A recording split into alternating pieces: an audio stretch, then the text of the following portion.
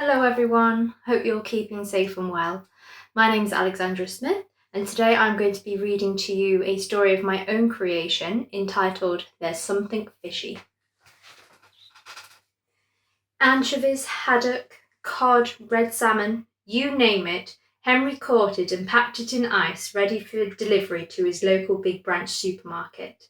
Henry loved eating fish as well as catching them. His particular favourite are prawns as they are so versatile, sometimes small and salty, other times big, tough and yet juicy.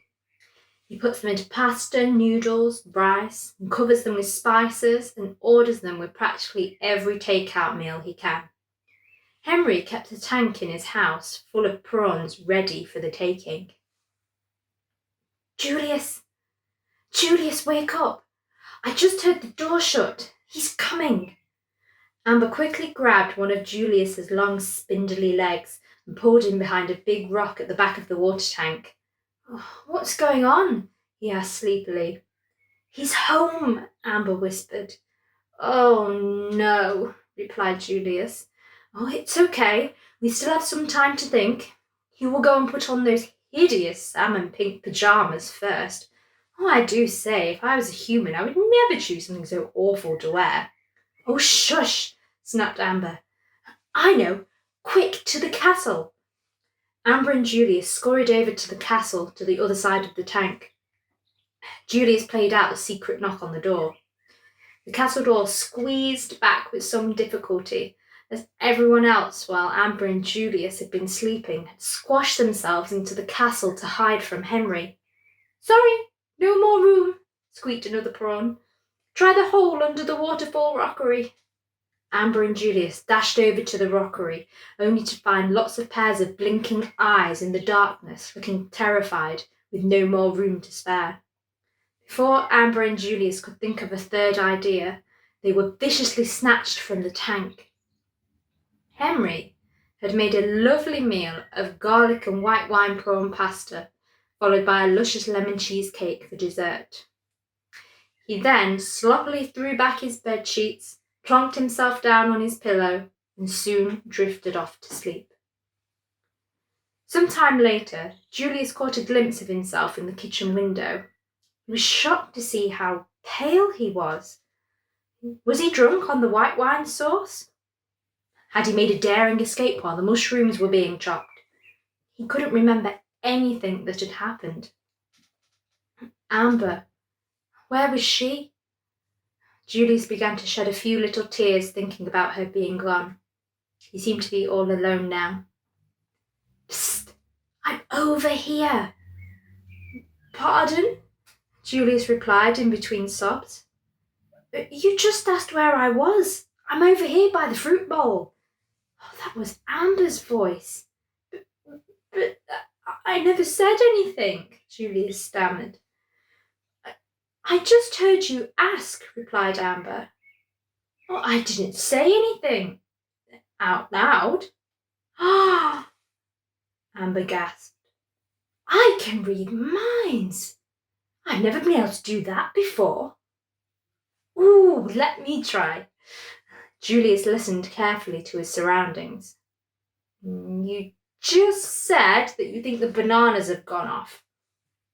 Julius scuttled over to the fruit bowl to find Amber. He saw she looked exactly like he did, very, very pale. "Oh, Julius," she smiled. They embraced and shared a kiss, happy to be together again. "Oh, look at us." She began to weep a little. "Oh, I know. I don't know what to say," replied Julius. "Oh, that's all right. If you think of something, I can just read your mind later." "Well, at least we're at home together," said Julius reassuringly. "Yes," replied Amber. "Has Henry gone to bed yet?" "Oh, I think so, yes. Probably dreaming of his next feast." "Well, what are we going to do now then?" Amber asked. "Well, I want to find out if we have any more of these cool powers. Mind reading is great," exclaimed Julius. "Well, I guess we haven't got much else to do now." Suddenly, A strange urge came over Amber, like her mind wasn't quite her own, and a little voice inside her head was telling her what to do next. Let's go to his room. She grabbed Julius and closed her eyes, and within moments they were suddenly appeared in Henry's room, where they found him fast asleep. Amber opened her mouth and shouted, Flibble, flabble, sea glass and gravel, turn this man into something that paddles. Seconds later, Henry had been turned into a big fat goose. Oh, what's all this about? Julius asked between fits of laughter. Oh, I don't know, replied Amber. Something inside told me to do it. Julius paused for a moment, for he was beginning to feel quite strange himself, and another voice inside his head was telling him to join in. Swiggles, pickles, and Poseidon's giggles. Let's see some slimy dribbles. Returning to his human form, Henry found himself feeling very queasy. He quickly dashed to the bathroom, where he began to vomit seaweed.